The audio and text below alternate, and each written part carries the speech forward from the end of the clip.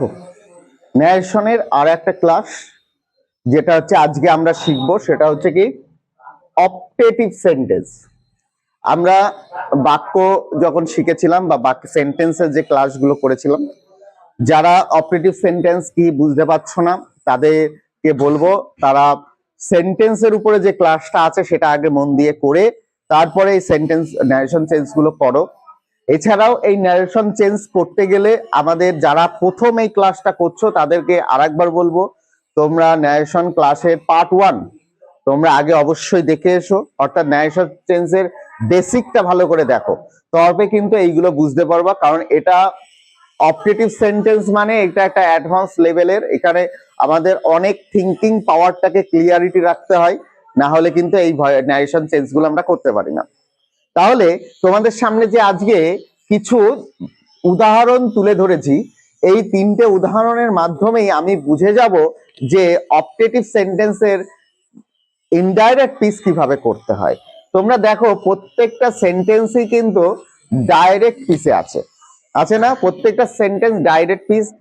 তাহলে কি direct piece কি, ইনডাইরেক্ট পিস কি, এরা যারা বুঝতে পারছো না তারা আবারও বলবো তারা প্রিভিয়াস ক্লাসগুলো মন দিয়ে করো, না হলে অ্যাডভান্স আমরা দিন দিন আরো অ্যাডভান্স লেভেলে যাব। এরপরে আমরা মাধ্যমিকে বিগত দিনে যত কোশ্চেন এসছে ভয়েস সেন্সের উপরে, ন্যারেশনস এর উপরে, জয়নিং এর উপরে আমরা পার্ট বাই পার্ট আমরা ক্লাসগুলো করব। তাহলে চলো অপটেটিভ সেন্টেন্সটা কি।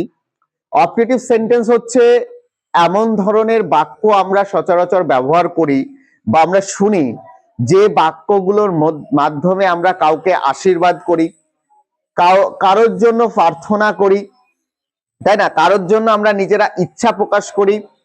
তাহলে আমরা যখন বাক্য শিখেছিলাম তখন আমরা অপটেটিভ সেন্টেন্সকে আমরা ইচ্ছা সূচক বা অনেকে যেটাকে আশীর্বাদ বা প্রার্থনা, এই ধরনের যে অভিব্যক্তিগুলো থাকে আমাদের বাক্যের মধ্যে, সেই বাক্যগুলোকে আমরা বলি কি অপটেটিভ সেন্টেন্স। এছাড়াও এটা তো গেল আমাদের সিস্টেমেটিক ওয়েতে চেনা।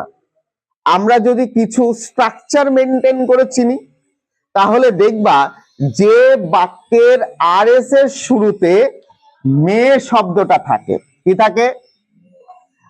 যে বাক্যের আরএস এর শুরুতে মে শব্দটা থাকে অর্থাৎ ডাইরেক্ট পিসে, সেটাই হচ্ছে কি অপটেটিভ সেন্টেন্স। তাহলে আমরা এখানে লিখতে পারি কি মে দিয়ে শুরু, তাই তো? কি লিখতে পারি? মে দিয়ে শুরু, অর্থাৎ যে বাক্যগুলি মে দিয়ে শুরু হয় সেই বাক্যগুলোকে বলি আমরা কি অপটেটিভ সেন্টেন্স। তাহলে এই সেন্টেন্সটার আমরা ইনডাইরেক্ট পিসটা কিভাবে করব চলো দেখি। আমরা প্রথমে বাক্যটা বাংলা অর্থটাকে আলোচনা করি। The priest said to me, মানে প্রিস্ট মানে কি পুরোহিত, যিনি মন্দিরে পূজা অর্চনা করেন, তিনি আমাকে বললেন মে গড হেল্প ইউ, ঈশ্বর তোমাকে সাহায্য করুক বা ঈশ্বর তোমার প্রতি সহায় হোক। আচ্ছা, এই কথাটা শুনে আমাদের কি মনে হলো যে এই যে প্রিস্ট পুরোহিত তিনি আমাদেরকে কি করলেন? আশীর্বাদ করলেন, প্রার্থনা করলেন, না ইচ্ছা? তিনি পুরোহিত মহাশয় সবসময় আমাদেরকে কি করেন? আশীর্বাদ বা প্রার্থনা করেন। তিনি ঈশ্বরের কাছে প্রার্থনা করছেন ঈশ্বর যেন আমাকে কি করে? সাহায্য করে। তাহলে এই ধরনের বাক্যগুলোকে আমরা আরভিটা কি করছি? আমরা জানি যখন এর আগে অ্যাসর্টিভ সেন্টেন্স বা করেছি তখন আমরা বলেছি যে ডাইরেক্ট পিসে যে আরভি থাকে, ইনডাইরেক্টে আরভি করার সময় একটু চেঞ্জ হয়। যেমন ইম্পারেটিভ সেন্টেন্সে বলেছিলাম আদেশ থাকলে অর্ডার হয়, অনুরোধ থাকলে রিকোয়েস্ট হয়। তাহলে এই জায়গাটায় আমাদের একটু বুঝতে হবে। আমার এই প্রিস্টের পরে সেইড টু আরভি, এখানেও সেইড টু আরভি, এখানেও সেইড টু আরভি, বুঝতে পারলাম? তাহলে আমরা ইনডাইরেক্ট পিসের সূত্রটা কি?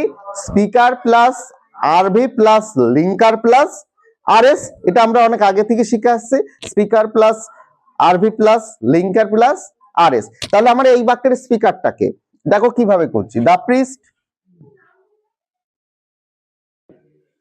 সেইড টু হচ্ছে আমার আরভি। এই বাক্যটা পড়ে বুঝতে পারলাম পুরোহিত আমার জন্য প্রার্থনা করছে ঈশ্বরের কাছে। তাহলে প্রার্থনা ইংরেজি কি? প্রে। তাহলে প্রেইড হলো, প্রেইড হলো। তারপর নেক্সট কি আছে? মি, তাই তো? আমরা এতদিন যখন অ্যাসার্টিভ সেন্টেন্স পড়েছি তখন কিন্তু আমরা এই আরভির পরে যে রিমেনিং অবজেক্টটা ছিল সেটা কিন্তু আমরা এখানে বসাতাম, কিন্তু এই অপটেটিভ সেন্টেন্সে একমাত্র বসে না। অপটেটিভ সেন্টেন্সে কিন্তু আরভির পরে যে রিমেইনিং বা রেস্ট ওয়ার্ড গুলো থাকে সেগুলো কিন্তু এখানে বসে না। এটা কিন্তু ভাইটাল, এটা কিন্তু মাথায় রাখতে হবে। তুমি দ্য প্রিস্ট প্রেইড মি কিন্তু করতে পারবা না, মি কিন্তু বসাতে পারবে না। তারপরে আমরা কি করব? ডাইরেক্ট এখানে লিঙ্কার বসাবো। দ্যাটটা কি? দ্যাটটা হচ্ছে লিঙ্কার। বোঝাতে পারলাম? তাহলে আমরা দ্যাটটা কি বসালাম? লিঙ্কার বসালাম। তারপরে কি আছে? তারপরে আমাদের আরএস বসানোর নিয়ম। তাহলে এখানে আরএস এ শুরুতে কি থাকে? সাবজেক্ট থাকে। তাহলে মে গড হেল্প ইউ, এখানে সাবজেক্ট কে? কে আশীর্বাদ করছে? ঈশ্বর, তাই তো? মানে সাহায্য কে করছে? ঈশ্বর। তাহলে এখানে আমাদের গড আসলো। তারপর কি হবে? এই যেহেতু এটা পাস্টে আছে, সেইটা কিসে আছে? পাস্টে আছে, মেটা হয়ে যাবে মাইট। তারপর কি আছে? হেল্প ইউ বলতে কাকে? ইউ বলতে মি, আমাকে, তার জন্য এখানে হয়ে যাবে মি। তাহলে বুঝতে পারলে তাহলে কি হলো আলটিমেটলি? আলটিমেটলি সূত্রটা সেই সেমই অ্যাসার্টিভ সেন্টেন্সের মতোই, কি প্রথমে স্পিকার বসাও, তারপরে আরভিটা বুঝে নাও এটা আশীর্বাদ না প্রার্থনা না ইচ্ছা না অভিশাপ, সেই অনুযায়ী এখানে একটা আরভিটা বসাও। তারপরে রিমেনিংটাকে মুছে দাও, রিমেনিং এর প্রয়োজন নেই। লিঙ্কারটা বসাও, লিঙ্কার কি? দ্যাট বসাও। তারপরে আমার যে আরএসটা থাকে তার সাবজেক্টটা খুঁজে মেয়েটাকে মাইট করে তারপরে বাকি অংশটা প্রোনাউন যেরকম হবে প্রোনাউন অনুযায়ী বসিয়ে দাও। তাহলে পরেরটা কি করি দেখো, পরেরটা আরেকটা চেষ্টা করি। দেখো, টিচার সেইড টু মি, শিক্ষক মহাশয় আমাকে বললেন। কি বললেন? পড়ো তো আরএসটা। উনি কি বললেন? May you success in life, তাই তো? তুমি জীবনে সফল হও। শিক্ষক মশাই তিনি আমাকে বললেন যে তুমি জীবনে সফল হও। তাহলে তিনি কি করলেন? তিনি আশীর্বাদ করলেন। তাহলে আশীর্বাদ করলেন না ইচ্ছা, ওনার ইচ্ছাটা প্রেরণ করলেন না প্রার্থনা করলেন? তিনি এখানে ওনার উইশ মানে ইচ্ছাটা বললেন। তার মানে এই জায়গাটায় আমাকে আরভিটা বুঝে নিতে হবে যে আরভির ভিতরে কি আছে। তার মানে এখানে উইশ করা যেতে পারে। কি বলবো তাহলে বলো তো? টিচার উইশড, উইশড মি হবে না, মি হবে না, উইশড দ্যাট। তারপরে ইউটাকে, ইউটাকে আমি, মি কে বোঝাচ্ছে না, আমি, তাহলে আই। তারপরে মে থাকলে মাইট, তারপরে সাকসেস, তারপরে ইন লাইফ। বুঝতে পারলে? তাহলে এবার প্রশ্ন হচ্ছে এই জায়গায় যে আমরা উইশড লিখলাম, এই উইশটে যদি কেউ ব্লেস করে তাও হবে। কারণ উইশ আর ব্লেস একদম কাছাকাছি ওয়ার্ড। তোমরা এই সবগুলো যেগুলো মনে হয় দুটোই হচ্ছে, তোমরা যে কোনো একটা ইউজ করতে পারো, কিন্তু এমন কিছু অপটেটিভ সেন্টেন্স আছে যেখানে ব্লেসই ইউজ হবে, উইশ হবে না। তাহলে সেটা কি? সেটা আমি বলে দিই। সেখানে যদি ঈশ্বর গড শব্দটা থাকে সেখানে তুমি ব্লেসই করো, কাটবে না। তাহলে পরের বাক্যটা আমরা যদি করি, করার আগে আমরা কিছু জিনিস মনে রাখার চেষ্টা করি। তাহলে এই যে অপটেটিভ সেন্টেন্সের ইনডাইরেক্টের সূত্রটা কি হচ্ছে যদি আমরা সূত্রটা বানাই? কেউ বলতে পারবে? ইনডাইরেক্ট পিসের সূত্রটা কি আসছে বলো তো? Speaker plus RV plus linker plus RS. আরএসটা কিভাবে বসবে? Speaker plus might plus V1 ভার্বের প্রেজেন্ট ফর্ম বসবে, প্লাস কি রেস্ট মানে কি বাকি অংশ। লিঙ্কারটা কি থাকছে আমাদের? তাহলে লিঙ্কারটা থাকছে দ্যাট। আরভিটা কি হচ্ছে তাহলে? আরভিটা কি থাকছে? আরভিটা থাকছে কি আমাদের সেই আরভিটা সম্পর্কে আমাদের জানতে হবে। যদি ইচ্ছা হয় তাহলে কি হবে? উইশ। যদি ইচ্ছা হয় তাহলে কি করছি আমরা? উইশ। আশীর্বাদ যদি হয়, কি করছি বলতো? আশীর্বাদ হলে ব্লেস, আমরা সবাই জানি আশীর্বাদ হলে কি হয়? ব্লেস। তারপরে যদি প্রার্থনা হয় তাহলে কি হচ্ছে? প্রে। যদিও কোনোদিন এই বাক্য তোমাদের আসে না, সেটা হচ্ছে অভিশাপ। কেউই অভিশাপ করতে চায় না তোমাদের। অভিশাপ হলে কি হয়? কার্স হয়। আমরা দেখিনি আজ পর্যন্ত এই অভিশাপ নিয়ে কোনো ইংরেজির গ্রামার দিতে।